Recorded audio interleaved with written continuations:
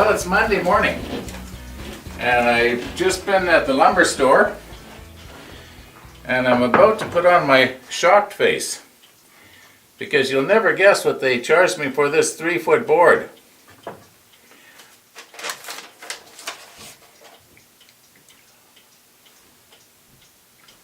Okay, I admit it, I already knew how much it was, but wait till you see the price. Yep, it was $53.43 for a 3-foot board. And I told the guys there, I'm going to have to start growing this stuff myself. And one of them used one of my favorite sayings, measure twice. I guess I really shouldn't complain about this store, except for the price. And the reason is, 2 reasons actually. First of all, they're close to home. And second of all, they have a really nice selection of stuff.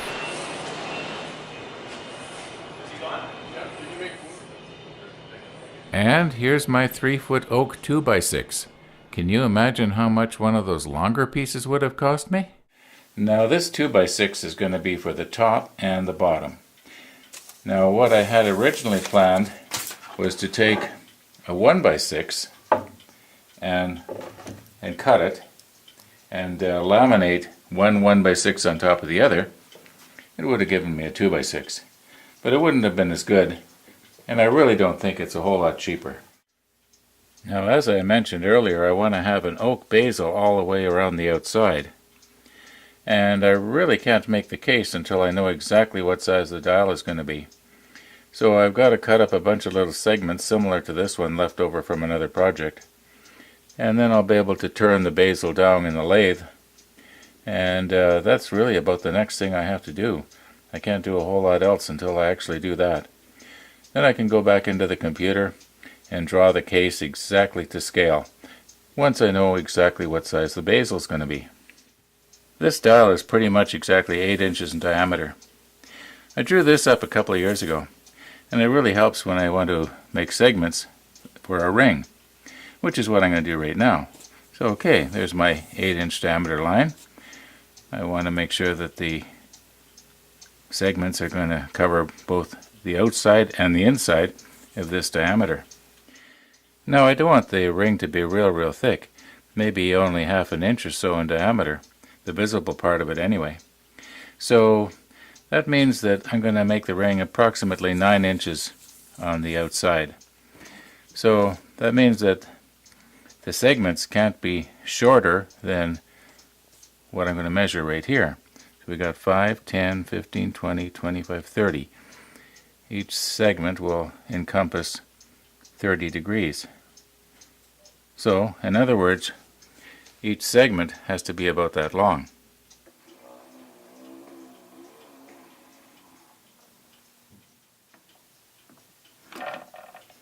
I know you've heard me say this before, but I really do appreciate the accuracy of this power miter. Now the idea of this little jig that I made up is just to hold down this little segment that I'm going to cut off. This isn't actually a segment, it's just a little piece of scrap that's going to possibly get sucked into the dust collector. Probably wouldn't do any damage, but it's sure going to make a lot of noise.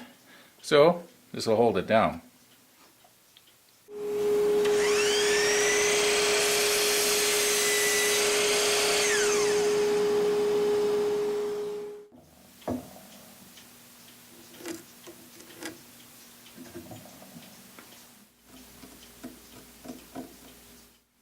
Twelve, 13, 14, 15.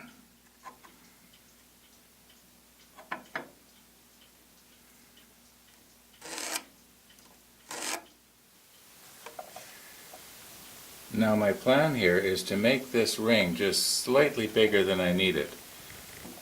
I can always turn it down on the lathe, but I can't make it bigger.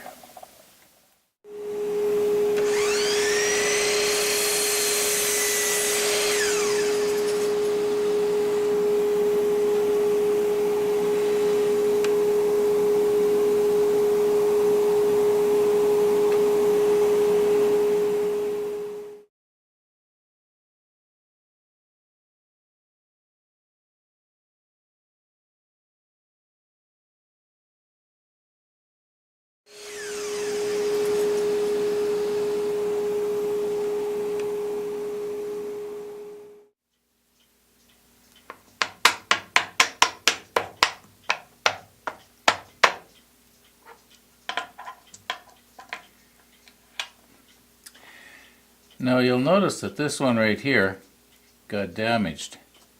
I'm going to show you how that happened. And it happened because I sort of went against one of my own rules. And one of those rules is I let the blade come to a complete stop before I lift it up. And I didn't this time, and as you're going to see, it caught.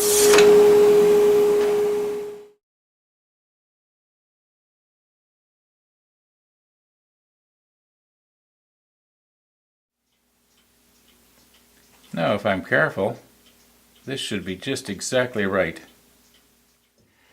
Now the reason I've drawn this line around the inside is so that after I take the segments away and then put them back,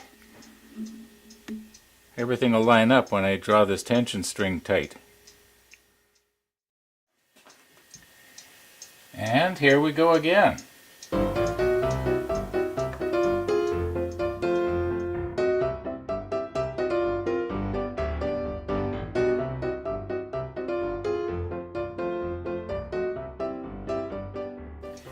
Now Titebond's going to love me because I use way too much glue.